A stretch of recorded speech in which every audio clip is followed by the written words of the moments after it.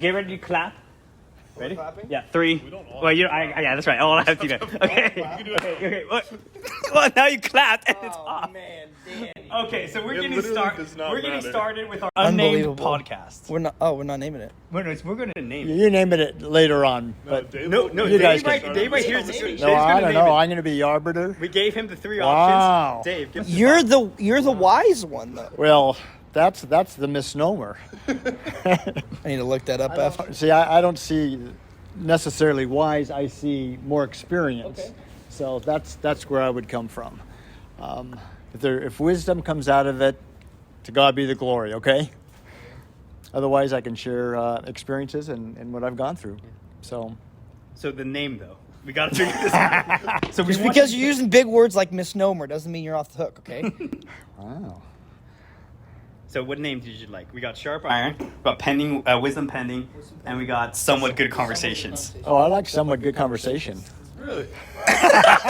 Man, this is funny because I thought that was third. I thought that was like C tier. Technically, it was third. Hey, we can do. It's fine. So welcome to Somewhat Good Conversations.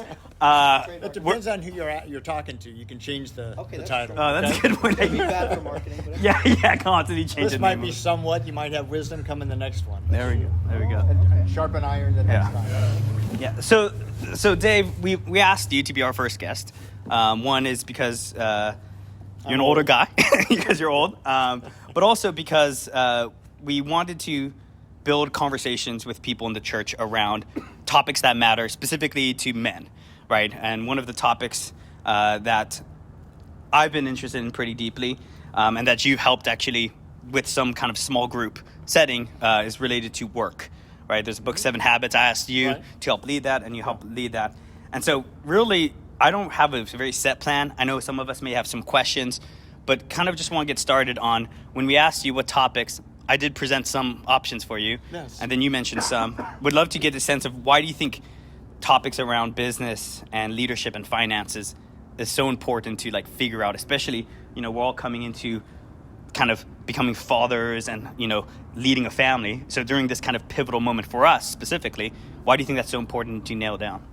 Well, certainly the leadership part, being a husband and a father, is so important. In your work as well, you might be in leadership positions, you might be working under someone else, but having those leadership qualities is always good. What else? Business.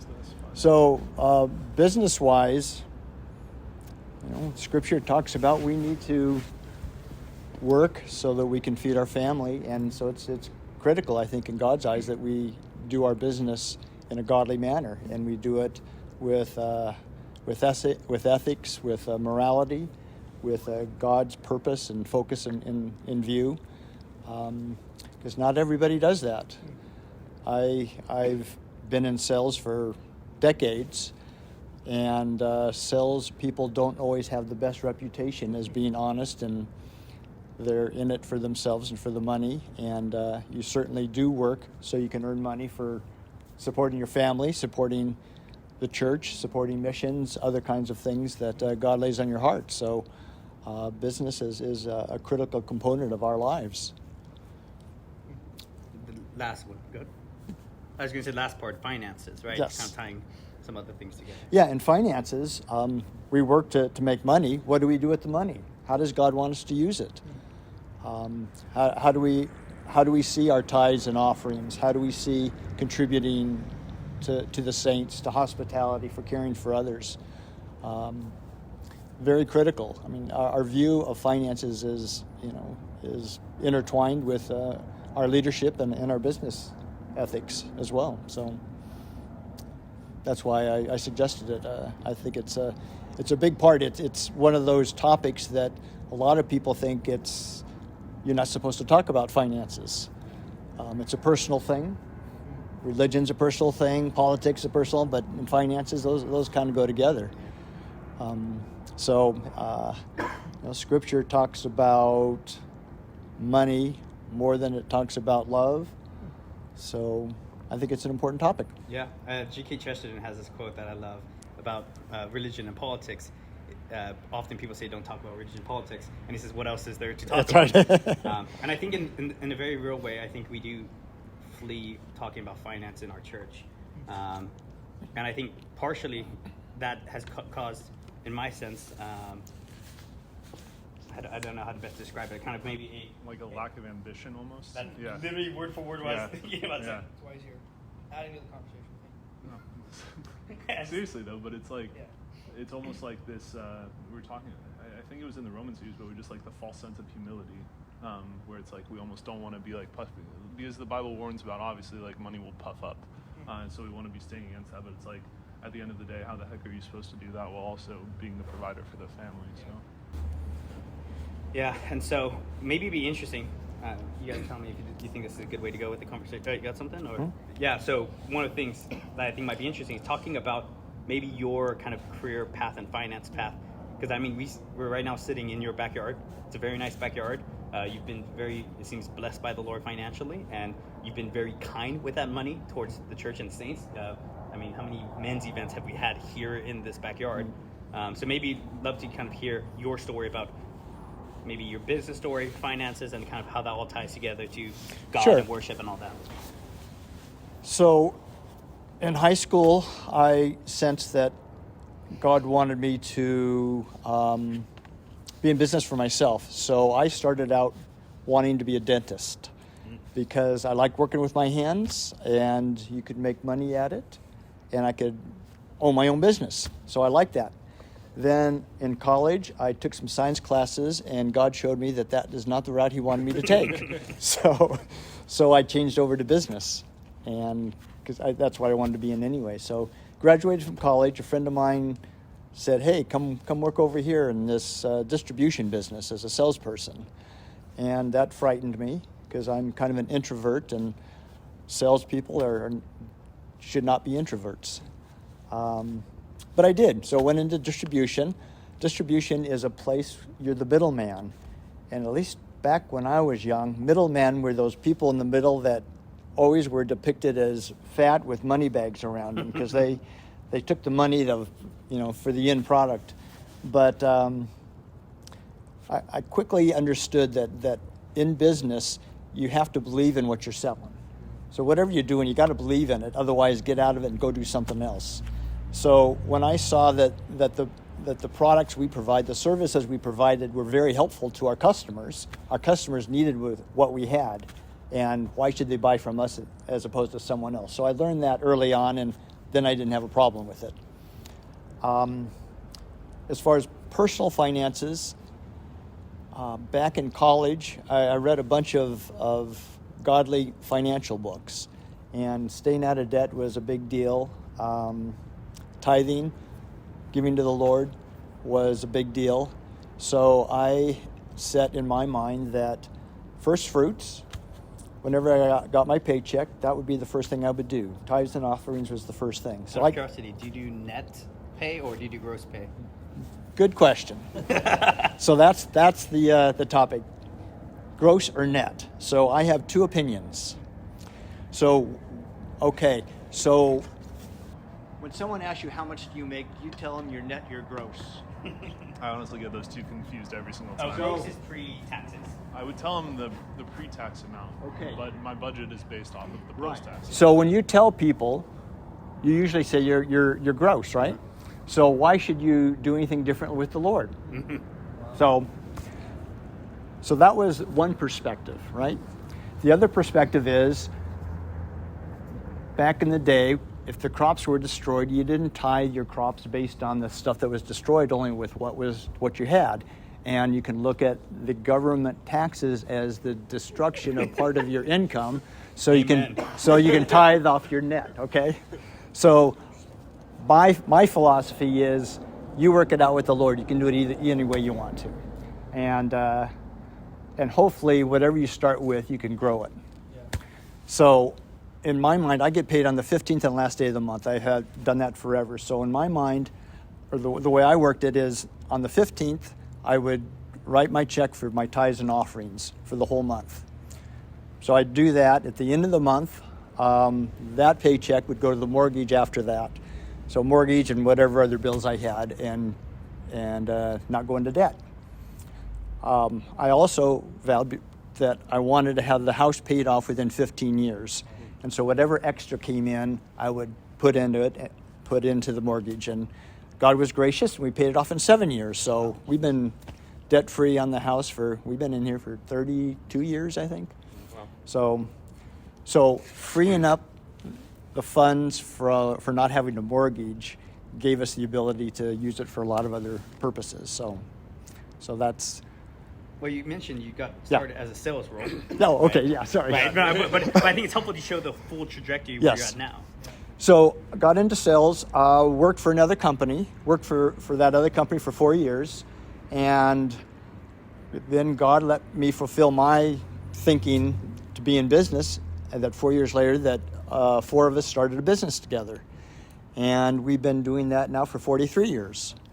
So God has been gracious to us, and running a business in a way that we hope that we're honoring the Lord in. We want to do it in a moral and ethical way, and sometimes it means you make a promise or you say something and it's to your detriment, and you still have to fulfill it. So that's happened a number of times where we really could have done something legal and not had to pay extra money, but we went ahead and said, well, we promised that, so we're going to go ahead and take care of it.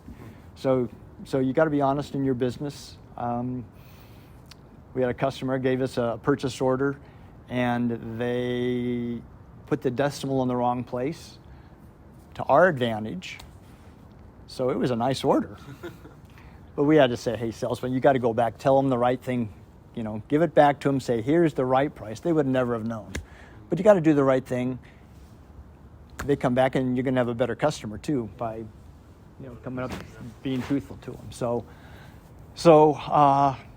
business-wise, I've had partners my whole life, and equal partners. One thing we found out at the very beginning, when you're all equal owners, who's in charge? So after the first year, somehow I became president. I'm not sure why, but I was president. So after the first year, I said, we got issues here. Who's going to make decisions? What are we going to do? So 2 things we did. We said everyone's going to get paid the same, so no one has to jockey for position to get a better paying job or position. The other is, here are the positions. We're going to put people in positions where their gifts are, and that will maximize how we do our business, and that's worked out very well. So we always say that 4 of us make one good executive. In business, being able to have different opinions, getting rid of egos, and all that kind of stuff, you've got to be able to not have those when you're dealing with a number of people if you want things to go smoothly and well. And it's gone well for us because you get different perspectives. You don't just have your one perspective that you think you're the right one, but you get other input, and it's been great.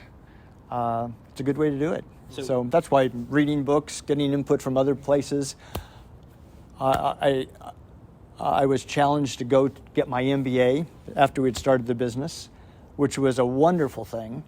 I was pretty mild in my management style to begin with, and taking the MBA was wonderful. It helped me to have better focus on giving direction to the company and being able to talk to our folks and move forward and do planning and a whole lot of good stuff. So other input is wonderful, and what you guys are doing, sharing experiences with one another is a good thing. How did you meet your business partners?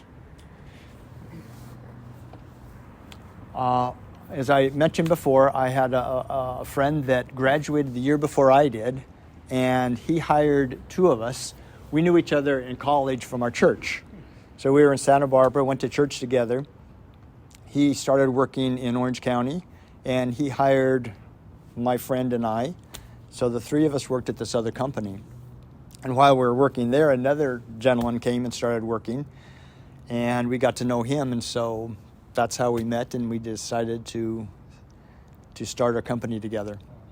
And what did that process look like? Because I feel like one of the hesitations kind of in our generation is like you have to still be providing and still have your main source of income, because it takes a little bit of time for the business to be enough to sustain you and whoever you're working with. What was that process look like? Did you have to maintain something else on the side while you guys were building, or was the company that you guys together kind of established enough where you could just kind of jump shift and put 100% effort there?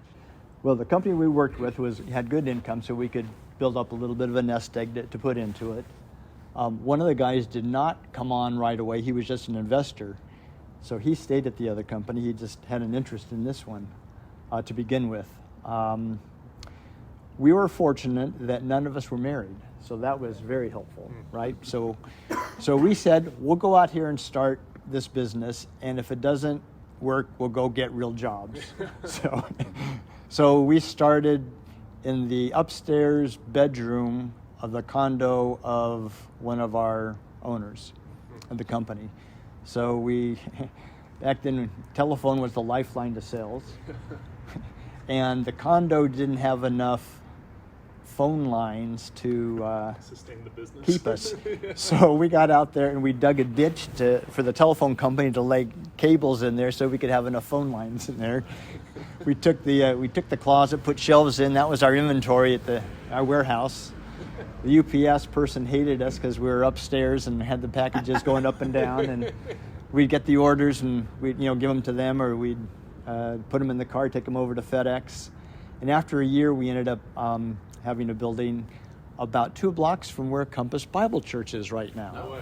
Over there on Gary Avenue. Nice. So we started over there in one of the office condos, and we started in one unit, and then we grew and went to another unit. We had, I think, 6 units by the time we ended up moving. So it was a journey. I mean, it's something that strikes me is, I mean, I listen to a lot of these kind of like podcasts and books and stuff like that about business. Yeah. And a lot of things like you gotta go big, you gotta go all in. And at this point, I mean, I think this is the only way you ask the question, right? It's like, Sure. it's hard for us to think about going all in. Yes. Yeah. Like I'm thinking right now, so we bought a home, last year or something like that? You bought a home last year. Half ago. You're looking to buy a home and try to get into that. We live in Orange County. It's a brutal place in very terms of difficult, finances. yes. Yep. We want to have kids. I think all of us like the idea of our wives being stay-at-home moms, or at least having that flexibility at the gonna very have a least. Huh? Are you gonna have a kid? Yeah. Do you not know? Oh, okay. I was like, you thank you congratulated me. Thank you for bringing a kid in. But with all of that pressure, part of the thing I'm trying to figure out is like, is there enough cash flow coming in to sustain a healthy Christian family here in Orange County? That's probably one of the most common conversations I feel like I have with a lot of the young guys at our church. generation, yeah. And it's like, okay, if I have a company and I have a business, there's a lot more flexibility there. Yeah. Partially is, do we not create enough ambition in our young men to say, go and do something? And now we're all stuck in a situation where we got okay jobs, and by the grace of God, I think we all have pretty decent jobs that might have opportunities of growth, but that's kind of my concern is, do I need to like ramp up ambition and ramp up like zeal in my work to realize, hey, this is a major part. I mean, what, 5 days every single week, 6 days if you're going to be working on Saturdays, right? Right, you're gonna be at your work doing your company job, right? And so I guess, yeah, I'd love your thoughts on kind of like that side of things. Yeah, it's certainly different in your situation, because you do have a wife and kids coming and have kids here. So I don't know, as far as your wife's working, that also brings in income, at least for a while. My wife worked until we had kids. She was a school teacher, assistant principal, so she did that until we had kids. So that was always helpful. But in my mind, I was always looking for 3 sources of income. One is your main job. You wanted to have investments, and maybe another business along the side.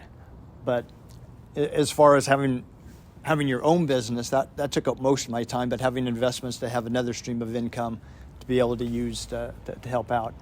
But it is expensive in Orange County. To be able to buy a house with cash is, I don't know how you do it these days. You just can't do it. You have to have a mortgage, but you have to have an affordable mortgage. I think having ambition to start your own company is a good thing. my son's a firefighter. He's trying to figure out a way to have other income coming in to support his family. He's doing something, I forget what it is. He's trying to get some products made and selling it on Amazon. Like drop shipping? Like, does that sound familiar? Maybe. I don't understand the whole model, but Okay. but you know, he's investing in some of that, so he has a product that's unique that people will want, and he can do that on the side, and he'd like to see that grow, and maybe that be his main business. But that's, you know, that's down the road. But I think that's a good thing to do. So I encourage him to do it.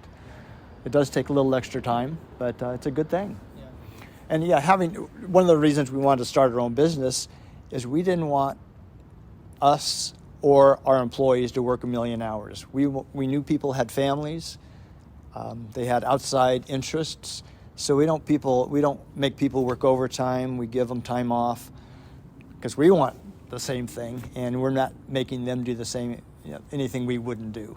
So it gives them the extra time to have a family. We also have employees that are there for 20, 30 years. So I'm curious, just real quickly. Yeah. How much hours do you think you work? right now, Not right now. Like Oh. when you're building that up. Or like over the course of the Yeah, over the business course. Yeah, so then maybe far, just yeah. yeah, I work 40 hours, and then it's been reduced. Right now, I don't. I'm old now, and we have good people working for us. So I go into the office 3 days a week. I work from home 2 days a week.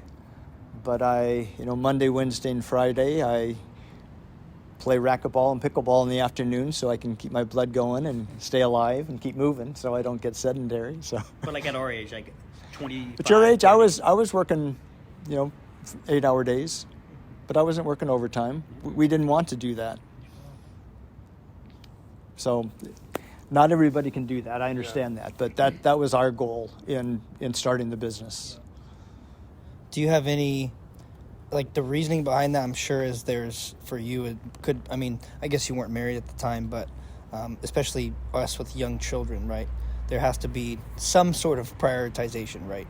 And like that's one of my, not drawbacks, but my hesitations when it's like, because we us three and with Luke and some other guys, we talk about, we throw ideas at each other, like what if we did this, or what if we started something like this? And I love the idea of starting up my own business and working with guys that I trust, right? And other. Along with them? Sometimes depends. With Danny, oh yeah, with Johnny. But my Sorry, audio hesitation, listeners. my hesitation is, what time would I have to? Not only money would I have to give, but what time would I have to give away from my daughter, who is 1.25 years old, and future children we have, and then obviously, of course, my wife. So does that like run through your brain, and what would you think would be a good kind of way to think about those things? Obviously prayer, of course, but Yeah, I think the first thing, you got to talk to the Lord about it, but you got to talk to your wives about it. How much time do you want? Here's the benefit by us getting together and spending this much time not in the family at the time, right? Outside the family. Maybe you can do some of the work with your families. I don't know. Depends on what you do, but you got to have your wife's buy-in on it. If you don't have your wife's buy-in, I wouldn't do it. So they need to be a partnership with you in it. right, you want their support, of course. You do. My guess is if they see the benefit of it in the long term, they'd be for it. Yeah. They just need to, if they would understand that, I bet they would. But I feel like there's only two real ways of like being sustainably I don't know the best way to put it, like financially fruitful and blessed, right? In our economy, right? It seems to either be working for a very large company or a company that has a decent amount of size and scale, where now you're beholden to them, or have your own business or some kind of practice like dentistry or CPA Yes. or a doctor or something along those lines, right? And so I think the tough part is for me, I guess I'm a little curious on your take on this. Is when you look at like even our church Compass, right? And this is something I think about. And again, feel free. This is where I get maybe a little spicy on my opinions here, right? It's just that I just do not see a lot of guys at the top levels of like business, at our church, right? And I feel that being just an okay job worker, I'm an honest guy, I follow the thing, and being satisfied with that, right? Or we could even say, content, because people may quote to me 1 Timothy 6, like, godliness with contentment is great gain. Stop talking about money. But the issue is, the reason why we had a place here, right, to have men's events was because, right, you cared and you thought logically about how can I grow my, my business so that I could bless other people. And that to me is actually, I feel like, and I was talking about this before the podcast, like this to me is the command for Christians, is not just to be honest, hardworking people, but we should even think about, I want to grow and build my wealth to be a blessing to other people. And I think we don't think of that as a responsibility. And I feel like I'm just waking up to this a little bit right now in my kind of Christian walk, where now I'm like, oh man, I need to make more money. Now, I don't need to make more money. Right. But what I mean by that is, like, to be a blessing, right? What was it, 2 sermons ago, Pastor Elliott talked about, like, how great is it that Jesus humbled himself on a donkey, right? And blessed us. Like, but the reason that's such a big blessing is because he had so much riches, right? Like, if a guy has no money and he gives what he has, that's really not going to bless the church that much. Now, the widow's mite is going to be quoted back at me and said, oh, Jesus says the widow gave more than other. But I'm just saying, if there are people struggling in the church and no one has resources to give, like, it doesn't matter if I give, here's $1, like, onward, how much millions of dollars do we need to raise for that? Like, and so that part of it's like, since I'm not in full-time ministry, there's a part of me that's kind of like, then should I not be one of those people pumping in money into our church? Not wickedly, but because money is a blessing from the Lord, and it's a good thing that God gives to use for good. And I guess that's kind of where I struggle. I feel like this part of the theology of money and the theology of work isn't talked about enough. Where I almost feel like I become greedy sounding by saying we need to make more money, we need to work harder, we need to have more income streams. I end up sounding like, I think, like a LinkedIn kind of like, influencer, right? Guru, right? Rather than thinking like, no, like all the good things in this world come from the direction and allocation of resources, which the most liquid and naturally used resource is money. I agree. I think those people that have that mindset that you want to use God's blessing for his kingdom and pursue it in that way is a great thing. You've got to look at the biblical cautions that money has on people, because you see people start into it, they want to do great things for the Lord, they start making money, and all of a sudden they go sideways. So as long as you do it for the right reason, and I think I think you guys want to do it for the right reason, and I think you should go all out. As far as the number of people in the church that should do that, I'm not sure God has given everybody the same mandate. I mean, there are some people that teach school. I mean, I look at the employees in our company. Some of them aren't in a position to, go start their own company or make more than they're making. They're very good at what they do in that position, and we're glad they are, and they've been there for a long time. I have salespeople that they can write their own check. The more they sell, the more they make, but they don't want to start their own business. They don't want to be in management. They like what they're doing. They can make this much, and they're quite content with it, and that's a good thing. I like that there are people out there that want to make more and give more, and if that's the mindset, I think you need to gather around those folks and stimulate one another and sharpen the iron and do it. Yeah. What would you say because I think that like all this stuff, like if we want to make sure that we're good stewards, and I think that you said it well, like you have to understand what you need and then like what you can go beyond it. Even when you were talking about the way that you distribute your paychecks, like the first one was your tithe, the rest was to take care of other stuff.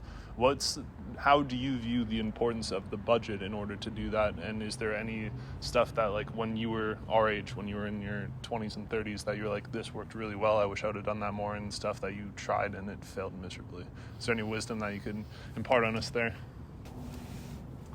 As far as wisdom, I don't know. What we took a look at the budget. Fortunately, my wife, she doesn't like finances, so she wanted me to do it all. That's not in every household. I have friends that their wife is much better at doing the budget than they are, and they let their wife do it.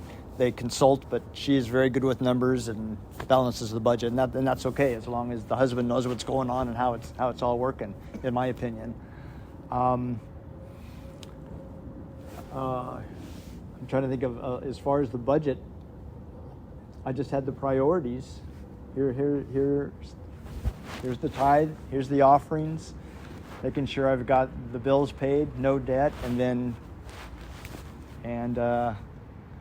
I think I'm just trying to think if there's anything other than that I did. Going over it every month. I looked at it every month, making sure everything was balancing out. Debt was something I hated. Student loans I hate. That's just a side. I have no charge for that one. There we go. Appreciate it. I hate student loans. I know people that are in the 70s and they still have student loans, and it's anyway, it's a whole different subject. Sorry, Yeah. But yeah, you got to look at your budget. When there are times in our business when things were not going well, so we cut our salaries to nothing, right? We paid everybody else. We didn't have salaries. My wife knew what it was, so we changed the way we lived until we could turn things around and the money started coming in again. So there's ups and downs in business, and you got to do what you got to do. My wife was on board with it.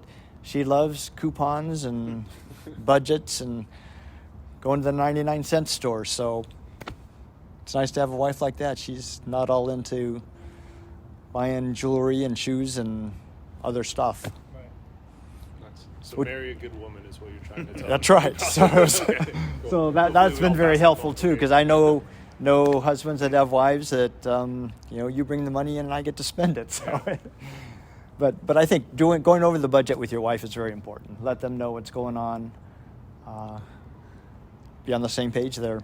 But yeah, I don't have a whole lot of. I think that in itself is good, because I feel like there's, as you were saying, sometimes there's the two extremes. Like the wife just kind of does whatever she wants with it, and then there's others where the husband just takes care of everything and says, you don't worry about it. You do you can spend what I tell you to spend. So I think that just having that communication, again, making sure you're on the same page in all areas is good. So. It is. I have a wife so for her birthday, I'll give her money. Here's the money you can spend for yourself, and here's the money I know you want to give away. So she loves that, being able to give money away. So she's got a great heart. So God's given me a good woman. How many years have you been married? We got married in 1985. So that is 30-something years. 38. Yeah, 38, that's it. 39. Yeah, when they're wet, they could blow up. Dave, when you were starting out in business, so try to imagine, because you got my brain going here somehow. Try to imagine you were married, right? With that, so because you weren't married, obviously, all four of you wouldn't. You had, I'm sure, a lot more flexibility with, number one, obviously income, and yeah, you didn't have anyone else you had to necessarily care for financially, right? It was just you, and you were like, I'll eat whatever I need, and right. I don't care what I wear, and I don't have a lot of the things that a wife or a child would need, right? So what would be maybe your advice, or from the experiences you had in starting, if you had a wife and child or children, that maybe you would have done differently, or maybe some experience you could pass on to us, saying, hey, this, I would have had to change this a little bit differently or started slower. Does that kind of make sense in that question? Yeah, one thing I did before I got married was I had different accounts. I had a marriage account, I had a home account, and a emergency account. So I put money away in different places. So when those times came, I could use it for what I needed to use. I didn't make that much money back then, but I still did it. And it worked out. So when we got married, I said, hey, what kind of house do you want to live in? She goes, I've been living in apartments all my whole life. A house, I didn't even cross my mind. But I had the budget for it. So being married, I would just do that. Say, here's the money I'm going to put away for a business. Here's the money I'm going to put away for investing in something for a house, whatever, that kind of thing. So you can do it a little at a time, and that's okay. Yeah, but I like to tell the story about my wife. She was a school teacher, worked at a Christian school, made $5,000, $6,000 a year. This was a long time ago, right? So they had the 403Bs back then for nonprofits. And she put in, I'm trying to remember how much she put in. She ended up putting in, I'm trying to remember, either $5,000 or $15,000. I can't remember what it was. And she's very conservative, so she wanted to put it all in interest. And the guy talked her into putting half into stocks and then half in her mutual funds and half into interest. And then when she married me, we started looking at it, and we started looking at the growth, and the stock one kept going like this. The interest was going up with that one. And now she is having to have her required minimum distribution of it. So she uses that. She's got a ton of money in there now. I mean, it's just grown like crazy. And she just gives it all away. So doing those kind of things, just saving a little bit at a time and watching it grow. I mean, compound interest is a wonderful thing. There's the magic of compound interest. You know about that. Yeah, I've heard such things. I think Einstein said something about it. This part to me would be an interesting conversation. You guys are here to keep me in check if I'm wrong. But kind of creating a theology around work. Like, why do I actually work as a Christian? You mentioned something, so I'm going to push back a little bit, and that's partially what I'm interested in some of these conversations, is to see different viewpoints on this. Is you mentioned we work so that we could provide for our family and things of that nature, right? Provide to give to the church and that to me misses out on a deeper point. Is the first thing we see God doing in the Bible is working, right? He works 6 days, and then he sets apart seventh day for rest, right? The biblical model of how many days we should work is 6 days to 1 day, right? At least the Old Testament, right?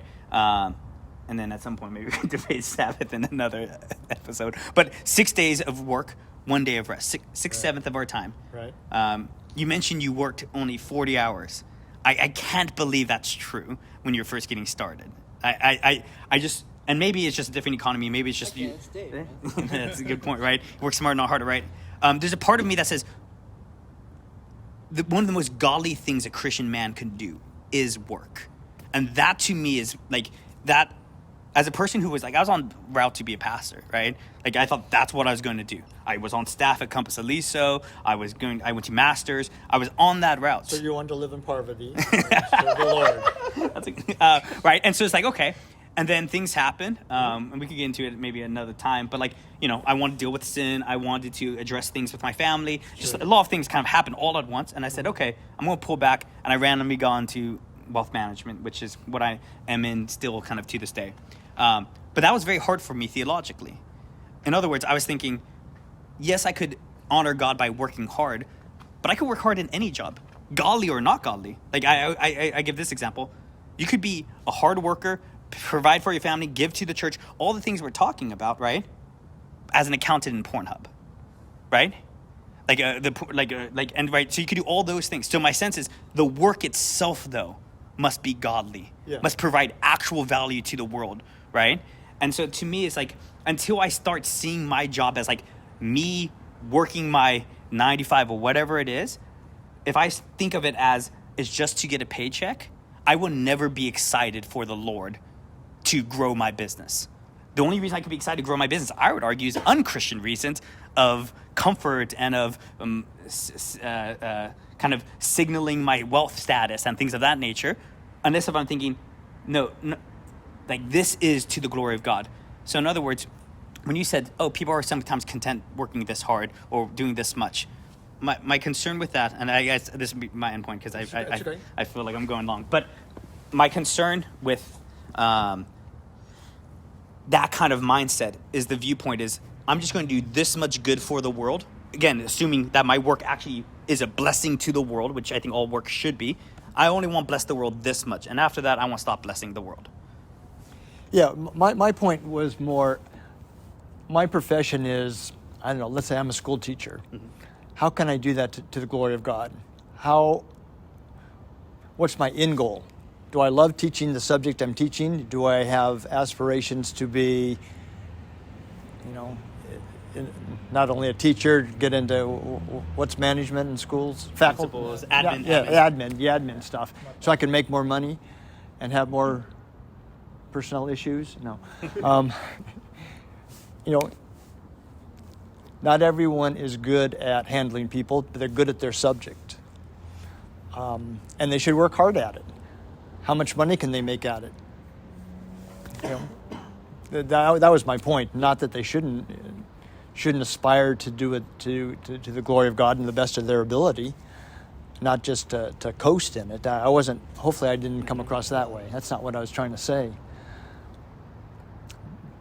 We have A salespeople and B salespeople. And the B salespeople are never going to be the A salespeople. But that's okay. We need some of those B salespeople to take care of some of the certain customers. So, I mean, that's the way I look at it. Would you, I feel that I'm trying to find some way to, with all of this conversation about theology, I'm trying to find some way to let what I think is good, pent up, young, youthful, masculine excitement and energy and drive and point that somewhere, right? There's so working out, these guys, they work out, they do a good job. You're able to throw it that way. But when we throw to our work, I think that comes off to a lot of people like, whoa, wrong prioritization.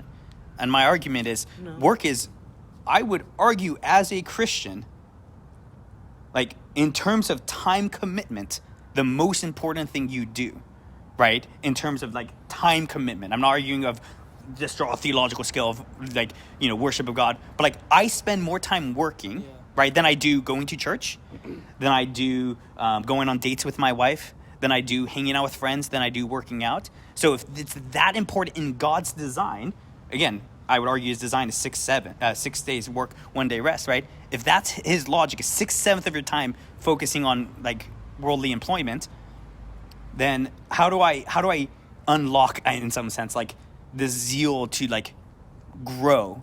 Otherwise, I feel like I'm just every week just kind of like, well, I got my paycheck, I feel good. Like, yeah, I won't be honest and good, but like, when am I ever going to be motivated to do something? Like, in other words, like, I don't want to be stuck constantly like at this certain point where, I constantly am nervous about like, man, if anything goes bad and I lose my job, I don't know what's going to happen to my family. Like, I feel like there should be a higher type of life almost I would get at. And again, all of this is messy language sounding, but. Well, I would agree. What was the first thing God gave Adam to do? Was to work, right? Mm-hmm. He was to work. So I agree theologically that's right. We are to work. And we do it to the glory of God. We do spend, I spend most of my time working. Or I did. I don't right now, but I did, even though if I worked 40 hours. But there were times I had to work more than that. Crisis come up, you got to take care of it. Sometimes there are overnighters. I mean, you do what you got to do, and that's okay. But it depends on how you define work, too. I mean, there's your paycheck job work, and then there's outside work. I mean, if you're, did a lot of other kinds of things in the church, you guys do as well. You spend your time with the kids, with other ministries, and that's a lot of work too. I mean, with the foundations kids, that's a lot of work for that hour and a half. It's tiring. It's more tiring than when I go to work, but it's great. So I mean, that's work as well, but you're not paid for it. But the work that you get the paycheck for, to care for people and to be able to give and the way God wants you to, is I think that's primary importance. Johnny, are you defining work similar to kind of what Dave was saying? Are you defining work as in this context as only the work you obviously like your job?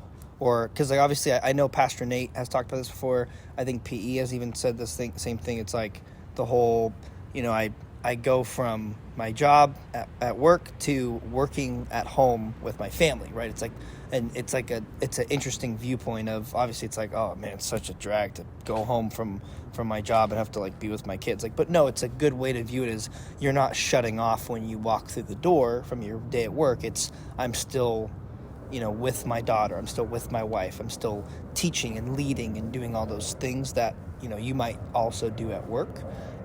So I guess my question for you is, if you had someone who was working 5 days a week from this kind of viewpoint, and then Saturday, it's like, maybe obviously not the whole day is going to be dedicated to only hanging out with family every single Saturday, but that still requires time and effort and energy and leadership and teaching and, all of those things, all those traits that men possess, hopefully. And it could count as a 6th day, right? And then, yes, obviously Sunday, it's like you still go to church and you work there too. So it's like, I might argue there is men in our church that do work like that, but maybe don't define it as I work a 6-day work week, right? Does that make sense? Yeah. It could. You could maybe argue that, right? Does that make sense? What is your thought of that? And I'm aware the way I talk may need caveats down the road. Okay. No, and so I'm fine. Like if people are upset, like bluntly, this is why I think this. Super upset. This is why I want to have these conversations. It's like okay, if Johnny's a really dull, blunt edge hitting something, I want someone else to come in and sharpen me, right? Sharp iron, baby. Hey, all I'm saying is, I'm hoping this is a somewhat good conversation. Well, let me tell you, when we started the company, I lived in San Gabriel near Pasadena. The company was down here in Orange County. So I'm driving an hour to work, an hour and a half home. And when I was coming home, my wife and the kids were down the street on the corner waiting for me to come home, because my wife was ready for me to have the kids. Because she's been with these 3 little kids for all day. Yeah. That's why we moved to Orange County. So instead of 42 miles, I was 4 miles from work. So it helped out. But yeah, I mean, when you have kids and a family, your priorities change a little bit. Your time priorities change a bit. I guess one of my favorite quotes, and again, I sent you guys the podcast. I do have a lot of, I have too many quotes. Is this going to be one? No. Right. There's a podcast that I think I sent you guys about work. This guy named David Bonson, he's a financial advisor in Newport. I had a conversation about work, and he had this great quote. When we talk about work-life balance, which is kind of is relating to a little bit, he says, I hate that phrase. And he says, imagine if you talk to your wife and you said, hey, I need a marriage-life balance assessment right now. You'd be like, what are you talking about? Isn't my marriage not part of your life? In the same way, I think we think of work as not our life. Like, my life is at home, my life's at church. It's not work. But then we just told ourselves, hey, what you do at work isn't really what you're living for. You're supposed to live for church or live for your family. And I would argue, I think God made us to work. In fact, some of my biggest meaning in life is going to be found when I work to the glory of God. Take 2 months off for paternity leave and you'll find that out in a new way. No, but this is my It point. felt like a waste of a human. Well, yeah, no. I totally agree with you. That's what I'm saying Yeah. this right now. Like, you see that when you don't have that. It felt slimy at first. I was like, wait, I feel useless when I don't have work, because I had that mentality. It was like, church and family. But it's like the second that work gets taken away, I forget where I was listening to this, but saying like, the reason why you see so many people die earlier than they should is because they stop working. They've lost their purpose. So continue going there. And that to me is kind of like what I'm trying to get at is I do think there is a distinction between work and family and church. All of those categories where I work hard. Technically, I should be working hard in everything I do. In my rest, I should work to rest. And what I mean by that is resting shouldn't just be like vegging out right, when you read the Sabbath, or to use that example of rest in Exodus or in Deuteronomy, the idea is to rest in the glory of God in creation, or rest in our salvation. But it's an active task. It's not just loosely kind of like, let me put on some office and like veg out or something like that. That's not the logic of what rest should be. Even when you're sleeping, right, there's a level of like, I'm purposely aiming for a goal is to refresh enough so I could get back out there. So I think if you use work super loosely, sure, yeah, I work when I get home. Yeah, I work when I come to church. But that's not what I think the Bible means often when it talks about work. I think there is a category of, like when Adam was tending to the garden, say if, right, and again, we're getting kind of a weird spot, he didn't sin, I think he still needed to be a gardener and also care for his wife and kids, right? Like that it wouldn't be like, well, that's now your new work. It's like, well, he still needs to tend the garden and build it out. My sense is this world is chaotic, right? This world is not as beautiful as it ought to be. And as Christians, it's our job to take the physical things of this world and turn them to more useful ends for our good, but ultimately for the glory of God, right? And that's why, supply chain, I work in investments. You work, I guess, supply chain as well, right? You work in the HVAC, what's the best way to describe it? HVAC, right? Building controls, right? Right. But we're working in places, you're trying to make the environment in which people work better so that their life isn't miserable when they're at any work spot. Right? You guys are both trying to make sure, hey, goods and services need to be brought to people. I'm going to help to make sure that happens in whatever I do. I work in investments. My hope is, hey, people want steady income. I want to provide a way for that. And we do that by providing, ownership of buildings of grocery stores and things of that nature, right? But my whole point, though, is, right, that work needs to be, right, glorifying to God. It needs to be actually growing. And if that becomes a sense, like, then each day I go to work, I'm making the world a better place. Like, that's like, I feel like that feels so antithetical to the way often we talk about work, because that feels like, no, the gospel changes the world for the better. I'm like saying, yeah, but so does a person who works well, godly, Christian, faithful, like all the traits there, but also a new business. Your business didn't exist before you came in, right? Do you think the world is better because your business exists in this world? Well, I hope so, yes. Right? Yeah, that's my I sense. think so, yeah. We provide a service that helps humanity. I mean, during the pandemic, we supplied parts to ventilators, right? People need ventilators because they were sick. A lot of other things. We were in on the first PCs and modems and cell phones and all the electronics that are going on these days. So, yeah. It's an exciting business for us to have been in and to see it grow from kind of nothing to where it is today. It's one of the foremost businesses in the world now. It's been fun to watch. What's the name of your company? It's called Projections Unlimited. PUI, PUI for short.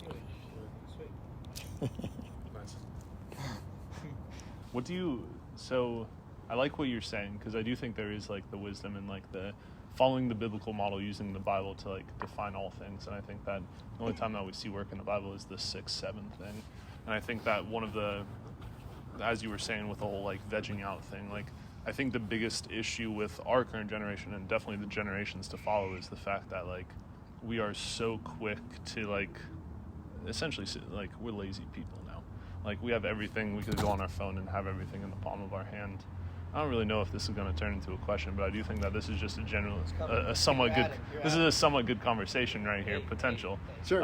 Where I'm kind of interested, like hearing from your perspective. One of the things that I wanted to hear was like, how do you see things have changed? Have you seen things change over your course in California over here? But I think that one of the things that I'm genuinely interested is people of our generation, when it comes towards something that we all have in common, which is serving in the church. Do you think that there's ways that we could be like improving, or is there ways where you're like, man, there was people back when I was your age with young kids, like people were committed to this more, or is it we're seeing kind of like this opposite end of the spectrum where we're like too committed or something like that? Like, do you see it in the church or to work?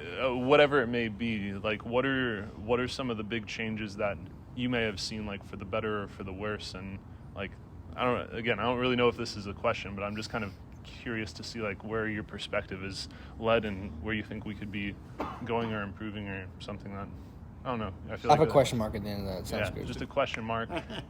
Like, Well, I know my dad was the generation beforehand, World War II generation. He worked 1 million hours. He worked in retail, worked on weekends, and I hated it because I never got to see him. So in my mind is I wasn't going to do that. I didn't want a job where I had to work night times and weekends and not be with my family and not be able to spend that much time at church. And also being able to have your own business, you can dictate your hours and what you do. So that was a big motivation for me. But that was a generation, they worked a lot. Yeah. They worked hard. And that was their culture, I think. Our culture was a little bit different. We worked, but we had a more focus on family. I think we had more disposable income than that generation. So we wanted to spend our money on other things as well. The current generation, especially with the pandemic, I mean, some of our younger folks, they don't want to come back to the office. I don't know what they're doing all day. I see the sales numbers, so as long as they're selling and they bring in the orders, we're okay when they're working from home. But it does destroy to me, it's destroyed the social component at work, where you're talking to people, you're sharing lives together, you've been able to share the gospel more, what's God doing. I mean, there's a lot more interaction. So this generation, as far as work, to me, from my perspective, work isn't that important. Other things in life is more important than work. I think you're trying to bring it back to work is very important, and I like that. I think you're right, work is essential to our being as men, Christian men. It's what God wants us to do. He wants us to earn an income. Yeah. But to do it for His glory, not for ourselves, not to build ourselves up, not to, win the Academy Award in whatever business that you're in and get the awards for it, the accolades for it. Sometimes they come, but be humble about it. I think that's an interesting point, especially hearing from like where you're out in California. Being an East Coaster, I feel like a lot of stuff like moved, especially in the tech industry. Like it was in California and it eventually spread to different parts of the country, primarily California, and then you see like the different coastal cities. Yeah. But like that kind of, we had the ability to have more disposable income, especially if you see people that are in technology now, more than likely their salaries are going to be significantly higher than somebody who's doing like janitor work or something like that, another essential service. But I do see what you're saying there. Like one of the things that I'm now trying to think through is like, I saw my mom when she was working, she averaged 16-hour days when I was through like middle school and high school. Like I didn't get to see that. So now on my end, I'm like, well, shoot, of course, I'm going to want to spend all my time with my family and like kind of going towards that overcompensation. And that's why I like the point, the overcorrection, whereas I like the point that you're bringing up. It's like, it shouldn't matter what my family does or what my mom did or what I'm doing. Like we're letting those outside experiences dictate the way that we view work instead of letting the Bible do it. And I feel like we're so caught up in trying to think through like, well, what did my parents do and how am I going to do it better, rather than saying what does the Bible do and how am I going to be obedient to it, right? And so I think that it's an interesting perspective that I try and work as little as possible so I could spend time with my family, and now I'm trying to think through like, is that really the right thing to do, or can I count that development and leadership of family as a part of that? Well, one thing that I think strikes me, two quick thoughts. One is a quote from Con Mather. He says, "Religion begat prosperity, and the daughter soon consumed the mother." And I think we're seeing that in our generation. Yeah. I think it was your parents, it was my grandparents' generation, in which, the greatest generation, right, is what they're called, right? The greatest generation, World War II, a very hard time, made very strong men and very strong families. Yeah. And that's why the classic 40s, 50s, and all this kind of sense of like, look at the family unit there. There's obviously problems, obviously issues, sin is there, right? But a lot of those foundations built a pretty robust economy, made America a superpower, and like exploded our economic like wealth in America. Then you have the 60s, 70s, right? That comes on the other side of that, and they start moving towards licentiousness and like living their own things. There's still enough structure that's held back. Then the 80s comes, and it gets even like more kind of in that direction, Gen X. And then really 2000s with the boom, in my opinion, of wealth through the iPhone. I think the iPhone, we talk about technology. I think it's wiser for us to understand it as wealth. Like, imagine if I was a king before technology, and I wanted to figure out what's the population of this. I would have all this wealth to send that. But now this wealth is now technology. Like, having an iPhone, like, how much money would I have to give you to say you can never use the internet? And that's how much wealth you have. Like, it'd be in the millions, I would assume, right? Like, you can never use internet, like, for anything, for your work, for your life. Like, you'd be like, I'd put that pretty high up in terms of wealth, right? So when we have all this prosperity, I tend to think that we forgot how we got it. So that's why my first point is, we think, oh, now we could rest, when that's probably the last time, because I think we're now destroying a lot of the good that was built over the It's past like that quote. decades. One of my favorite quotes is it's hard times hard men create good times create soft men, and soft men create hard times, which create hard men, right? And that's basically what you just... Yeah, 100%, right? The anacyclosis, right? That structure. But to me, I'm thinking about, I don't want my kid to have to make a determination whether he could survive in Orange County. That is something all three of us are talking about, right? Some of us have stronger opinions about, like, I'm going to stay in California. Luke Melrose, I think it's tested. I don't think it's hidden, right? He literally went to Tennessee, my best friend for, like, what is it now? 2008, 15 years, right? He's thinking about moving to Tennessee. Like, that's brutal on me. Like, that hurts. I mean, I love him. I think he's got to do what's best for his family, right? God bless him in whatever he decides to do, right? But, like, that decision is very tough. If I could present to my kids an inheritance where that's not a question of, like, oh, can I survive that? What a blessing I could give to my kids. But I can't imagine doing that by just trying to, like, take an easy work perspective, right? And that to me is kind of why I'm thinking about, like, your mom works 16 hours. If I'm, again, you could get into the details about this. Like, your dad passed away. I don't know if that was part of it, and, like, she needed help provide for you and your sister. I think you have a sister, right? Right? I don't know, or maybe it's like she just went focus on work. But I don't know. Like, my sense is, like, maybe she had to do that because, like, I want to provide. Maybe there's a psychological aspect of I want to get away from this tough family. I don't know, right? But right. And so, but right, okay, yeah, right. But then there's a level of, like, you know, how much, like, honor we give to those, like, single moms as an example, right? It's like that work so hard just to put the kid in college. Like, that is the Christian principle of inheritance.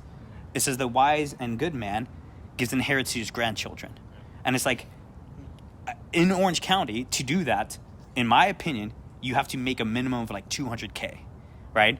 And none of us here, right, among us three, make that much money, right? And it's like, oh, I'm praying I have a good sales year. I'm aiming to, like, try to hit those marks, but it's tough. I feel like, but I have to put way more emphasis on work, I think, to kind of think that way and to move in that direction. And that, to me, is my concern, is we have this kind of process where maybe your parents work too hard and then you want to be more pulled back. But then I think that kept going into the next generation underneath that, where, like, Gen X, Gen Millennials, Gen Z, to the detriment of, like, oh, I was raised in such prosperity, I don't need to work. When I imagine in another decade, couple decades from now, it's going to tumble down harshly. Like, I think we're seeing this.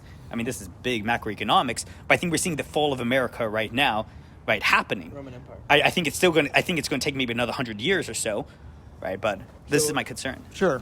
Well, how are you going to raise your kids? I know our kids, we wanted them to work, so they're working at 15, at 16. They're out there working different jobs. I mean, my son was working at 15. He was working at Ace Hardware. So, you know, he got some experience there. And all our kids went out. They all worked at Starbucks. So you've got to get them into that early. So, I mean, we can influence the next generation. So hopefully you do that with your kids. You talk about inheritance, and that to me, that's a big biblical mandate as well. Passing on the inheritance to your kids. And my wife and I have decided, you know, should we let the kids wait till we die? So we said no. So we want to give them part of their inheritance because they can use it now, right? So my son bought a house, but it's in Corona. He couldn't afford it here, but we could help him get one out in Corona. So being able to give them their inheritance early is, I think, is a good thing. At least we've decided that in our family.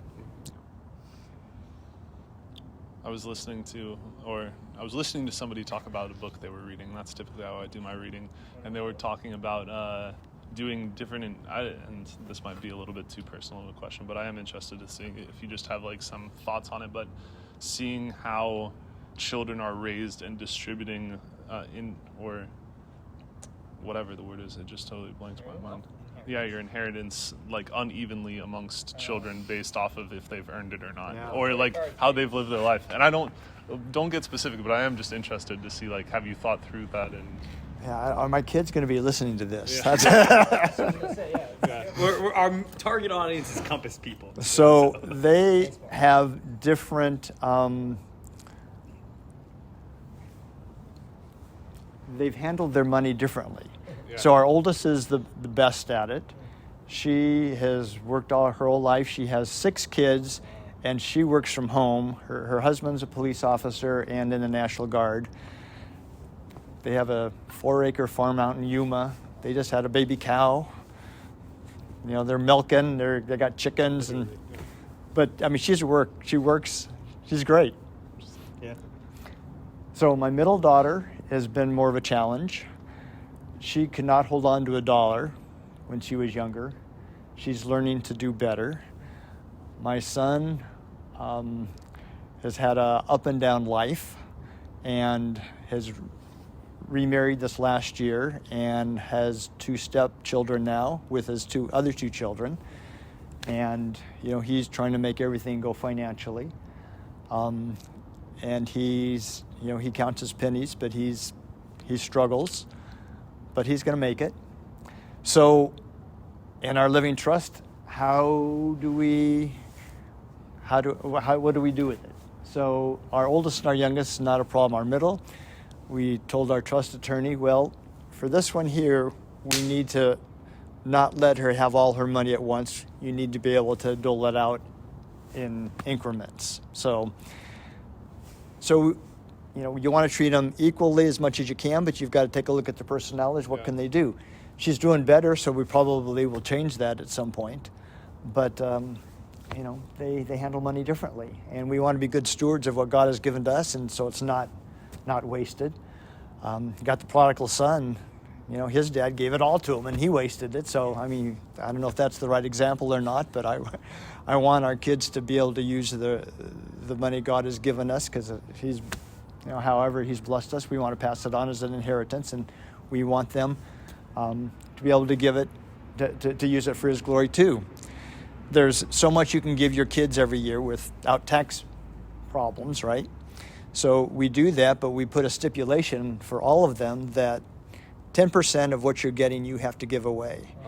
So just to reinforce that in them. And they do that, so it's a good thing. we're thinking through wills right now. The goal is to get a will written now that we have a child over the course of, or over this next year, we want to get it done. So it was just interesting to hear that. We're starting to have some thoughts about that and realizing how many decisions there actually are to be made in life. 33% Conrad, 33% the whites, 33% the rights. Hey, it depends on And the who's your Melroses won't need it godparent. because they're in Tennessee.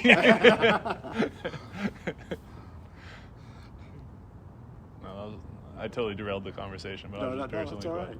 That was a good one. Inheritance is a good part of it. I'd say, really quick, going back to yours. I know we're at about an hour, I think, but Yeah. Blink 3 times, that's 20 minutes. that's we know where.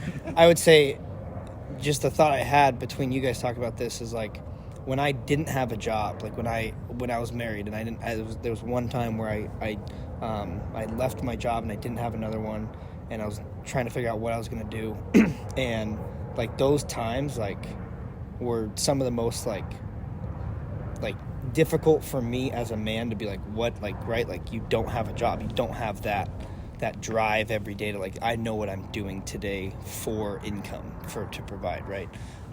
So I think it just more reinforces like the ideas possibly that you're putting forward about how important work is biblically, for men, obviously with caveats and all of that.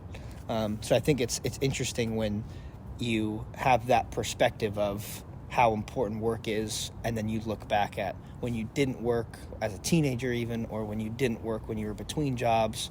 I know a lot of guys, I know a couple guys that have lost their job, and it's like, I can tell like the look on their faces, like when it's like, yep, I'm still looking right now. I'm interviewing, and it's like, there is that sense of like, there's something missing in their daily lives, and I think there's a reason for that, obviously, because I think we are obviously created to work.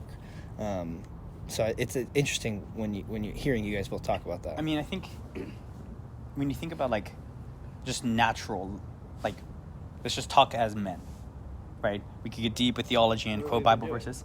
Talking as women?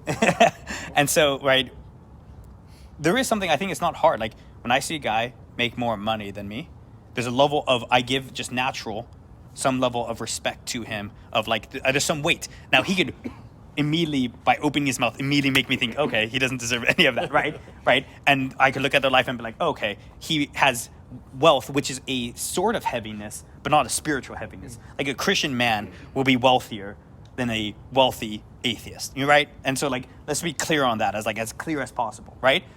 But now that we did that, let's talk about us being humans, us being men, right? Is that there is a difference between having a job of some honor and wealth and having a job of lesser honor and wealth. Now, there's wisdom of choosing which one you may do or something like that, right? Like I may choose to work here because I think it's an honorable profession. It doesn't get paid a lot, but someone needs to do that, right? Whether that's and to be fair, even a lot of these jobs I'm going to mention actually make a decent amount of money, like firefighting or medical or like sanitation, right? There's a lot of things that actually those trash truck drivers apparently make like great money. Oh, did I? So, Right, like but like, 150 or something. What? Like 150 or something. I Yeah, think. right. And so it's like, but then you get to level of, I think there is a natural sense of, we have to ask ourselves, is this sinful or is this how we're made? And this to me is a very interesting conversation that I don't think is talked about often, is like, is it sinful for me to want to make more money? Right? And that to me is kind of like, if I could pick like one question that I think is an interesting question to ask, so I think like really gets to the very like tip of this difficult thing, is, should I want to make more money, right? What's the motivation? Right? So for me, the motivation, as I hope it's been clear, is that I want to be able to do more here for the glory of God. The cost of here is expensive. The more money I have, the more I could help, right? Like I believe, and we actually had this debate with a person in our church about money being a good thing. Is money a good thing? What was Is it that a question? true thing? What was the question? It's a good one. I think the question is more or less like, is money a good thing? I think It was money. It was good. Is money good or evil or neutral? Right? Is money good, evil, or neutral? Yeah. And a lot of people like saying neutral for the answer. I push back and say it's good. And I give my argument would be, is the Bible good, evil, or neutral? We wouldn't want to say neutral for that one, but it also could be used as a tool for evil. So because of how good of a thing it is, that's how evil it is when I use it for evil. In the same way with money is a good thing. In fact, in this world, it's one of like the better things. In fact, the Bible knows it's one of the better things, which it says why it's so tempting to become a god, right? Right? Is because of how good it is, right? But it's whenever you make anything good the best, right? So why are we so tempted to make, marriages or kids idols? Because of how good they are, right? And in fact, the more good something is, the more dangerously evil it could become, right? Love, right? If I'm going to pick one verb of Christians to be careful doing, right? It wouldn't be mock, it wouldn't be hate, it'd be love. If I'm going to say one thing that I think in our churches, not Compass, I think Compass is actually pretty solid here, but in churches in America, we love dangerously and poorly as Christians. We love homosexuals by accepting their sin, right? And we don't think like love could be dangerous, right? Because we think love is, that's so clean. But if I say, hey, we need to mock wickedness, right? We'd be like, whoa, I mean, you're not Jesus. I know Jesus did that and the prophets, but you're not him, right? In the same way with money, I would argue we should want more money. And the base argument I have for this is because it's a good thing, and because would I rather have more money go to wicked men or good men? And I get it. Money could corrupt me, and the love of it could. I mean, this is the love of it's the root of all evils. But the question at the end of the day is, well, do I run away from every good thing? Marriage could destroy me, right? House could destroy me. Having power and influence could destroy me. Like all of these things could destroy me if I make them my first love, right? But the point is, these are good things, and I think sometimes as Christians, we get scared talking about let's make more money, because now it's like, whoa. 1 Timothy, love of money is all the root of all kinds of evil. It's like, how does me saying make more money equal I love this thing? Right. I'm saying it's a good thing. No, I agree. I mean, God has put it in your heart to make more money. I wanted to make more money, not for me. What I have, I don't know why I have it. It's all God's grace. He's been very, Well, you very. gotta tell us the secret. very That's the whole point of this conversation. If I knew the secret, it is all undeserved, is all I can say. I don't get it. I mean, God puts me in positions that I don't know why He does. Well, and obviously, I think, to give you a lot of not encouragement, but to thank you. I mean, you use the blessings clearly to bless that God has given you to bless others and to bless the church. So I think that's a great example for. It's like one of the reasons why we you and a couple other men in our church were like the three men we threw out for the first. First conversation to have on some of good conversations on this podcast, just because it's like, like that's how we think of you. Like that's how we think of the men who are like clearly do it the right way because of God's grace, obviously, and exemplify what you should do when you are blessed with much, right? And so it's like I think that for us, especially like for me, I'm sure for you guys too, it's like it. Not only just to get there because like, oh man, I could bless people, but it's like, I want that because it's like, I know that I hope I would use it correctly, right? Because I see it being done correctly, and it's like, that's such a great thing that you get to do. I want to also be able to do that, So I think, it's a cool thing to think about. Yeah. Well, that's great. I encourage you to go out and do it. I think it's a wonderful thing. I'm going to be dead someday, and you guys need to carry on too, so... Well, to wrap it up, kind of any closing thoughts you have? We talked about money, talked about business, talked a little bit about leadership. I don't know if you got any thoughts, or if you guys want to say something and let Dave have last word. Good. Okay, Dave, last word goes to you. Okay. Well, my leadership answer is just get a lot of good input from other people and put your minds together, come up with good solutions and use that for your leadership.